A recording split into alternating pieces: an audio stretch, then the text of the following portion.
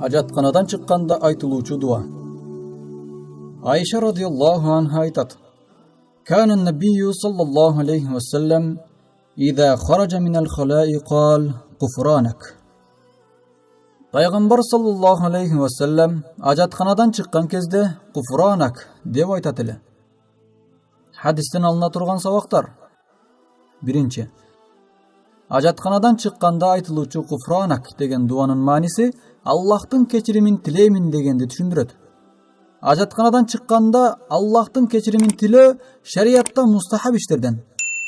Экинчи, пайгамбардын ар бир кылган иш-аракетин, сөзүн жана буйруктарын бүт баарысын майда маселелерге чейин калтырбай риваят кылып айтып кеткени сахабалардын пайгамбарыбызга болгон сүйүүсүнүн күчтүү болгондугунан кабар берет.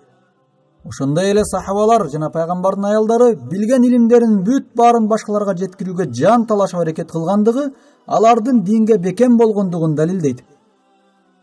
Пайгамбарыбыздын аялдары жана пайгамбардын сахабалары сүннөттү жеткирүүдө өтө чоң эмгектерди кылышкан. Аллах таала алардан ыраазы болсун. Үчүнчү, күнөөлөрүбүз үчүн кечирим суроого жалгыз Аллах гана татыктуу. Ошондуктан Аллахтан гана кечирим сурайбыз. Аллах таала тообуларды кабыл кылуучу. Төртүнчү, дүйнөдө эч бир дин ислам дининдей баардык нерсенин өзүнө камтыган эмес жана баардык иштин өкүмүн аткарылыш жолдорун ислам дининчелик ачык баяндаган эмес.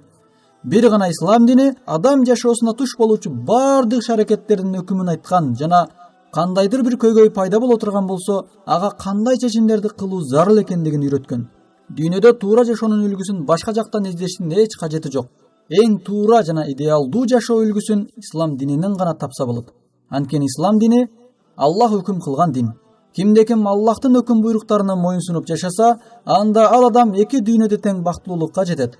Чындыгында бактылуулук ислам дининде. Аллах таала баарыбызды туура жашоого жана акыйкат динди бекем карманууга жардам берсин. Шариятта көргөзүлгөн адептерге амал кылууга ийгилик берсин. Сахабалар жана табииндер динди жайылтууга болгон күчтөрүн жумшап, жан талашып аракет кылышкан. Биз дагы ошол сахаба табииндердей болуп динге кызмат кылууну Аллахым насип кылсын. Aqulu qawli hadha wa astaghfirullah li wa lakum. Assalamu alaykum wa rahmatullahi wa barakatuh.